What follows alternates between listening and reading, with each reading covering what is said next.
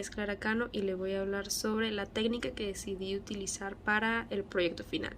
La técnica que decidí utilizar es la de resumen, ya que cuando fui a ver el índice del libro encontré que los subtemas eran preguntas como por ejemplo en el capítulo 1, cómo se define la investigación o qué enfoques se han presentado en la investigación. Entonces decidí agarrar esos subtemas o preguntas y ponerlas como título en mi resumen, leer todo lo que tenía ese subtema, resumirlo y ponerlo en mi resumen, que según yo es la información más importante. También en el libro podíamos encontrar varios cuadros comparativos, mapas conceptuales, mapas de ideas, etc. Entonces, algunos los consideré muy importantes. Entonces lo que hacía era sacarles foto y pegarlo en mi resumen. El capítulo 1 tiene como título definiciones de los enfoques cuantitativos, cualitativos, sus similitudes y diferencias. Entonces, como dice el título, este capítulo nos habla de qué características posee el enfoque cuantitativo o cualitativo, algunas diferencias, cuál de los dos es mejor y qué similitudes tienen. Luego tenemos el capítulo 2 que nos dice origen de un proyecto de investigación, cuantitativo, cualitativa o mixta, la idea. Este capítulo nos habla sobre las fuentes de la idea para una investigación, cómo surgen las ideas de investigación, la vaguedad de las ideas iniciales o la necesidad de conocer los antecedentes antes de hacer una investigación. También nos habla de criterios para generar ideas y recomendaciones para desarrollar ideas y comenzar una investigación. Luego, en el capítulo 17 tenemos los métodos mixtos, que este capítulo nos habla de en qué consiste el enfoque mixto o los métodos mixtos, nos habla dónde se ubican estos métodos mixtos dentro del panorama o espectro de la investigación, también cuándo utilizar estos métodos mixtos, por qué utilizar estos métodos mixtos. También nos habla sobre los diseños de métodos mixtos. Un ejemplo podemos tener el diseño exploratorio secuencial, entre otros. Y también nos hablan de la recolección de datos, el análisis de datos, etc. Soy Yaricel Serrano y me correspondió a leer el capítulo 3 y 4 que habla sobre el planteamiento cuantitativo del problema. Se trata de cómo plantear el problema a una investigación. Pero de nada nos sirve un buen método si no sabemos qué es investigar, qué es afinar una estructura, más formalmente a un problema, seleccionar un tema o idea que habrá de recolectar y se analizará los datos que se obtengan. Se necesita formular el problema específico en términos concretos y explícitos, de manera que sean susceptibles de investigarse. Esta tiene como objetivo probar una teoría o aportar evidencias empíricas a favor de los objetivos que se deben expresar con claridad y ser específicos, medibles, apropiados y realistas. Habla también sobre el desarrollo de las perspectivas teóricas, que es un proceso de inmersión en el conocimiento que dispone a estar vinculado con nuestro problema. Una vez planteado el problema, cuando ya se tienen los objetivos y preguntas, se evaluará su relevancia, factibilidad, que consiste en sustentar teóricamente el estudio que implica exponer y analizar las teorías. La técnica que utilicé para leer estos capítulos fue el subrayado. Lo primero que hice fue una primera lectura para poder entender y tener las ideas que consideraba importantes. Luego de tener mis conclusiones, procedí a escoger unos marcadores en donde separaría mis palabras principales y mis palabras secundarias, en donde solo escogí las palabras que se me harían más fáciles de recordar y así poder comprender con más facilidad a la hora de volver a leerla. Esta es una buena técnica de estudio, ya que logra guardar aquellas palabras principales e importantes y así recordar de lo que se trata la lectura. Lo principal de esto es escoger palabra por palabra, por lo general que sean sustantivas, y no escoger una oración, ya que se nos dificultará a la hora de poder recordar una oración completa. Hola, mi nombre es Samira Rueda y hoy estaré hablándole acerca de los capítulos 5 y 6 y el método que utilicé para desarrollar dichos capítulos. El capítulo 5 nos habla acerca de la definición y el alcance de la investigación que se puede realizar a través de los estudios exploratorios, descriptivos, correlacional o explicativo, donde nos habla que el estudio descriptivo busca más que nada las propiedades o las características de los perfiles de las comunidades, grupos de personas o un fenómeno para realizar un análisis, es decir, únicamente medir o recoger información de manera independiente las variables que este tenga, ya sea para realizar un objetivo en relación a este. Cuando hablamos del estudio correlacional, hablamos acerca de responder preguntas, más que nada, en la cual este tipo de estudio se va a realizar a través de definir conceptos, categorías o grados de asociación entre uno o más conceptos. En ocasiones solo se realiza o se analiza relaciones de dos variables en la cual se frecuenta únicamente una ubicación de estudio o vínculo más allá de variables. Cuando hablamos de los estudios explicativos, este habla más que nada acerca de más que nada de describir un concepto o un fenómeno. Este más establece la relación de dichos conceptos. Cuando hablamos de relación de dichos conceptos, podemos decir lo que es como la causa del efecto, o mejor dicho, como su mismo nombre habla, busca explicar por qué ocurre dicho fenómeno, o por qué se manifiesta esta condición, o por qué se relacionan dos o más variables. El segundo tema del cual me tocó hablar es acerca de los fundamentos de la hipótesis. Las hipótesis no son más que la proporción tentativa de lo que son las relaciones entre dos o más variables, donde se apoyan a través del conocimiento organizado o sistematizado.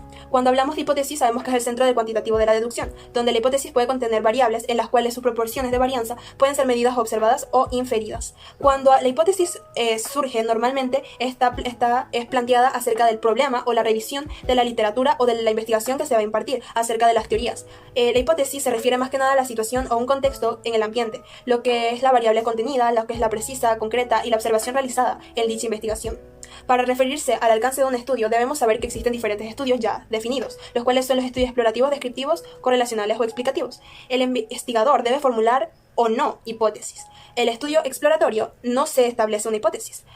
Sabemos que las hipótesis se pueden clasificar en hipótesis de investigación, hipótesis nula, o hipótesis alternativa o hipótesis de estadística. Cuando hablamos de hipótesis nula, es la alternativa en la cual se deriva una investigación. También, cuando hablamos de hipótesis de estadística, esta se puede clasificar en diversas, ya sea de estimación, de correlación, de estadística o de diferentes grupos.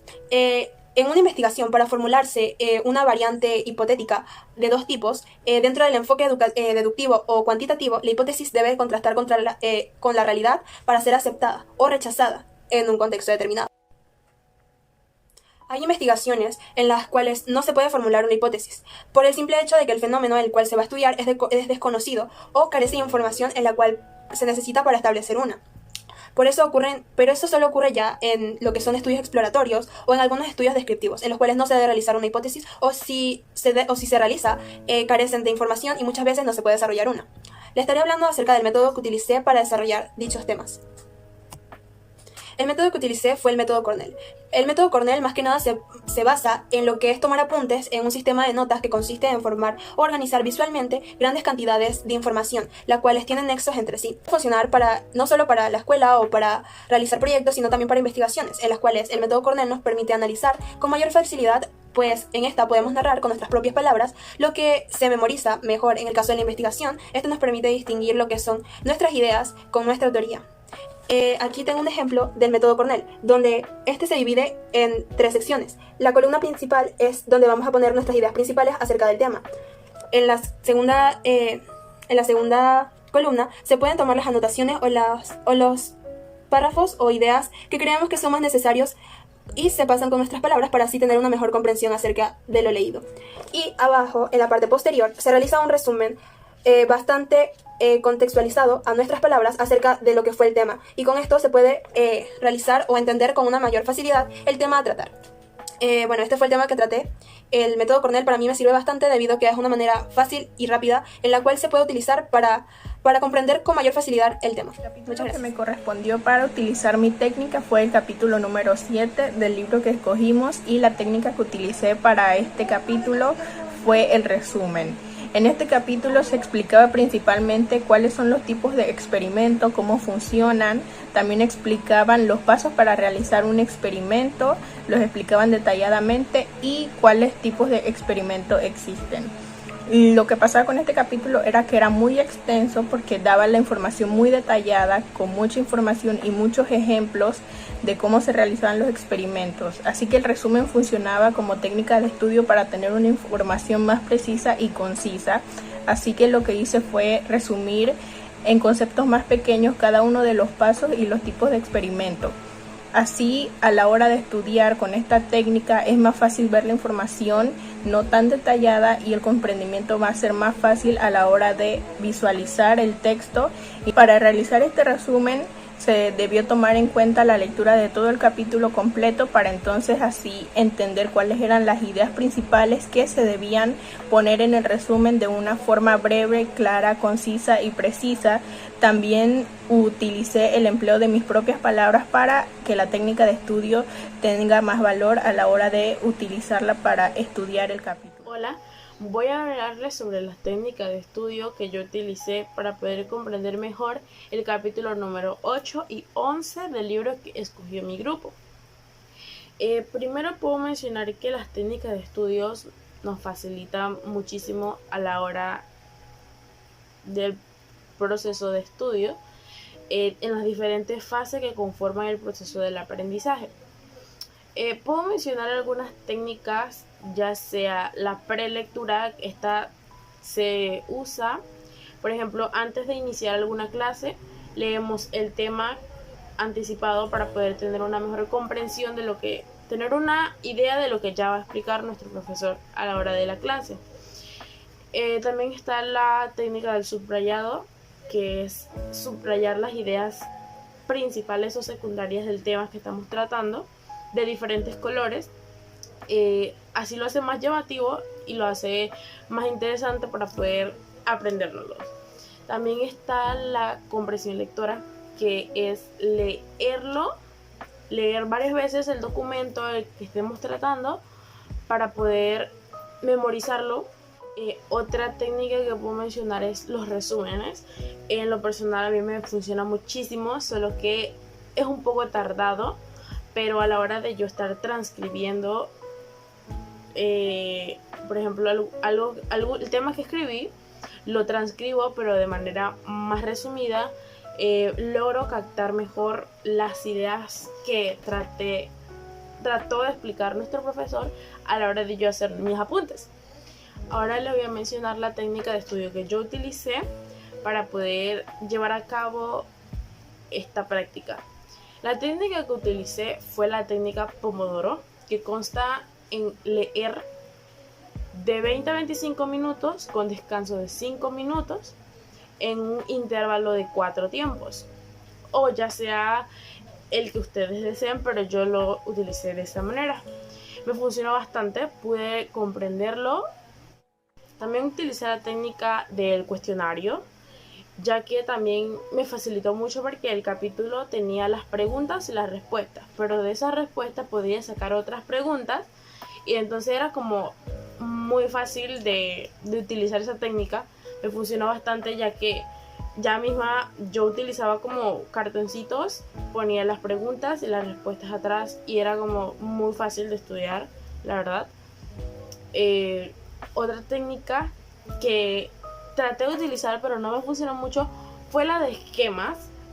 Traté de hacer esquemas, ponerlos como con enlaces y cosas, pero no me funcionó mucho porque solamente como que se tenía que poner el título, entonces no me podía aprender muy bien el significado de cada título o comprender bien de qué era lo que trataba el tema en sí de cada título. Entonces la más eficaz y pude tener una mejor comprensión lectora, la verdad, fue la técnica Pomodoro, que constó de 20 a 25 minutos con un descanso de 5 minutos en un intervalo de 4 tiempos. La verdad que fue muchísimo eficaz y lo recomiendo. Buenas tardes, me llamo Ariel Navarro y voy a explicarles las técnicas de estudio que utilicé en el capítulo 9. Fueron dos técnicas, que es el resumen y el cuestionario. El resumen es una técnica que consiste en resumir el texto utilizando las ideas principales del autor, combinándolas con las ideas de la persona. Pero claro, esto sin perder la claridad expositiva. Y la otra técnica, que es la técnica del cuestionario, que consiste en realizar una serie de preguntas con sus respectivas respuestas. El capítulo 9 trata sobre la recolección de datos cuantitativos, que esto realmente utiliza números para evaluar informaciones. Además que las técnicas cuantitativas son analizadas por análisis estadísticos para probar hipótesis y realizar seguimiento de la fuerza y dirección de los efectos. Además que la recolección de datos cuantitativos tiene algunas cualidades, se podría decir, como utilizar instrumentos que han sido confiables y válidos.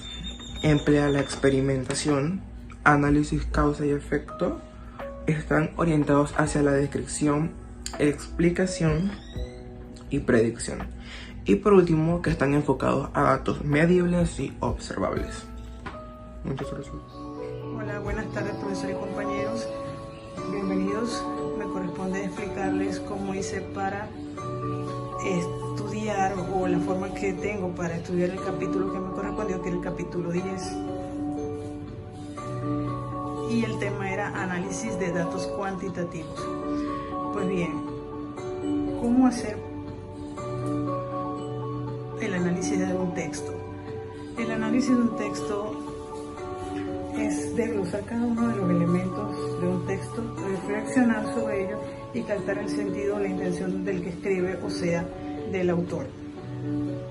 Lo primero que hice fue una lectura preliminar para tener una contextualización de mis conocimientos anteriores y de lo que me está hablando el texto. Luego de esto, pues hice subrayar las ideas principales, viendo también lo que contiene este capítulo. Me di cuenta que se trata de muchas cosas específicas. Y tercero, pues hice un análisis externo, viendo de qué se trata el tema, si era de historia, si era de biología, si era de... Bueno, en este caso el tema se trata de análisis de datos, algo de cuentas matemáticas, frecuencias, etcétera.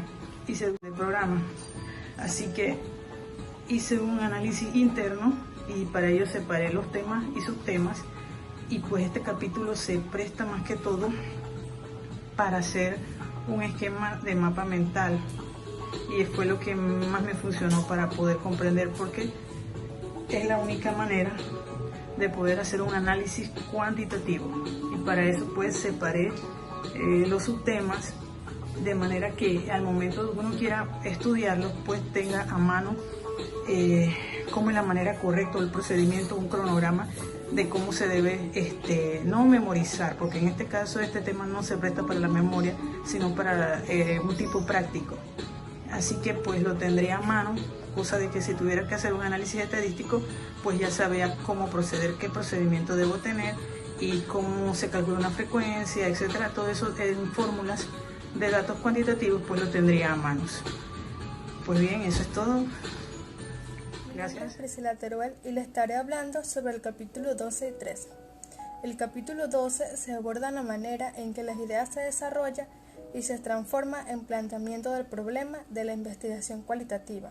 Es decir, el capítulo trata sobre cómo plantear un problema de investigación, pero ahora desde la óptima cualitativa. Y en el 13 se comenta el proceso para definir las unidades de análisis y las muestras iniciales. Ahora bien, mi método de estudio sobre estos capítulos fue la utilización de mapas mentales. Como pueden observarlo aquí atrás mío, el mapa mental permite expresar, organizar y representar la información de forma lógica y creativa, cartografiando las reflexiones sobre un tema. Unas ideas pueden generar otras y se pueden ver cómo se conectan y relacionan siguiendo una estructura radial a partir de un núcleo. Se utilizan líneas, símbolos, palabras, colores e imágenes para ilustrar conceptos sencillos y lógicos.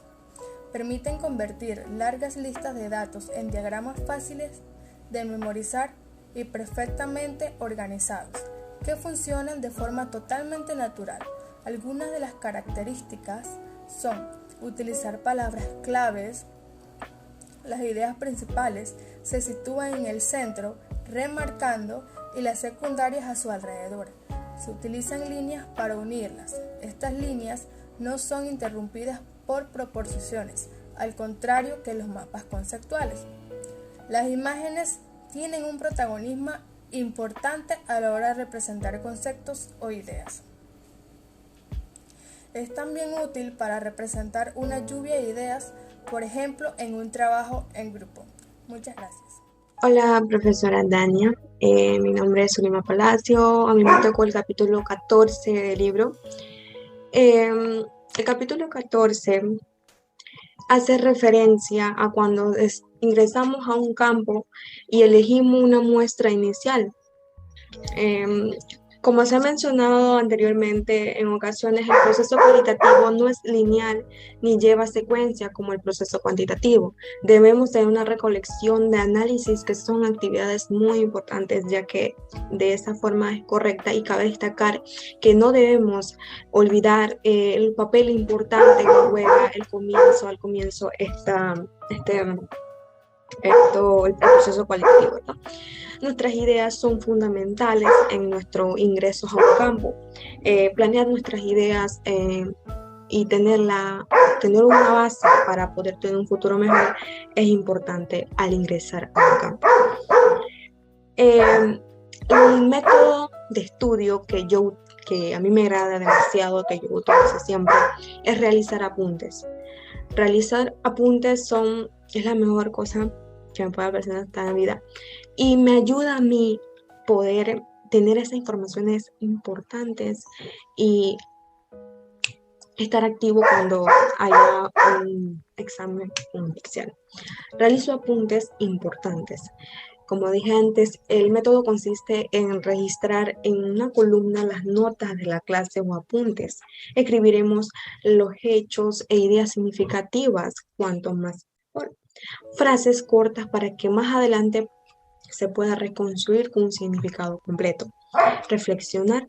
Debemos reflexionar sobre el contenido haciendo las preguntas que creamos convenientes. Esto nos ayudará a comprender mejor lo que estamos estudiando.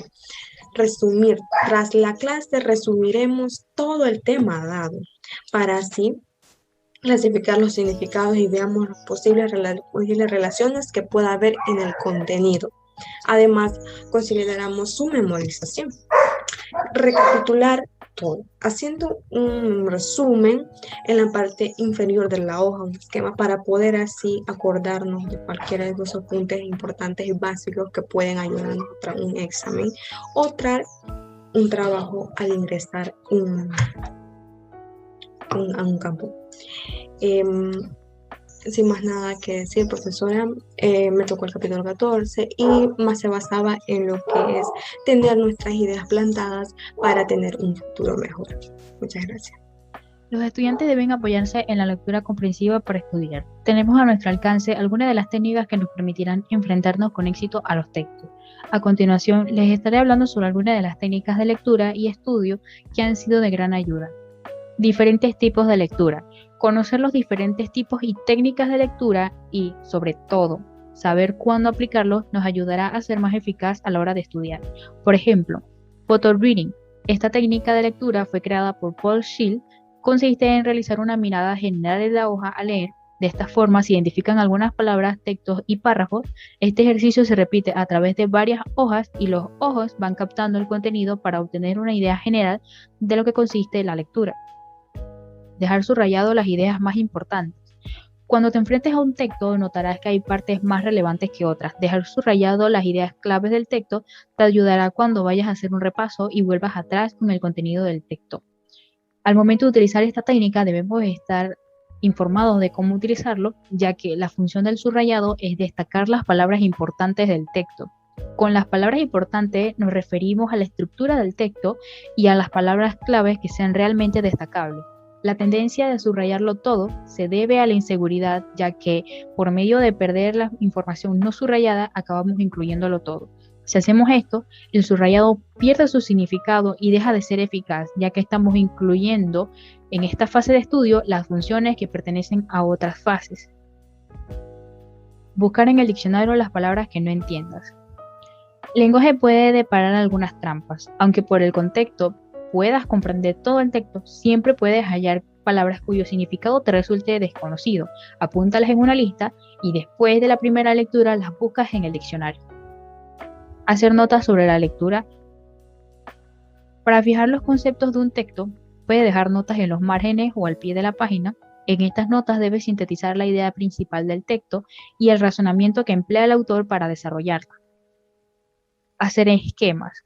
Muchos estudiantes consiguen comprender mejor los textos haciendo un esquema con las ideas principales del autor. Los esquemas facilitan el repaso y el estudio de las lecturas. Y por último tenemos, el repaso y estudio te ayudarán a afianzar los contenidos. Sabrás que has realizado una lectura comprensiva cuando al volver al texto compruebes que entiendes todas sus ideas y puedas exponerlas con tus propias palabras.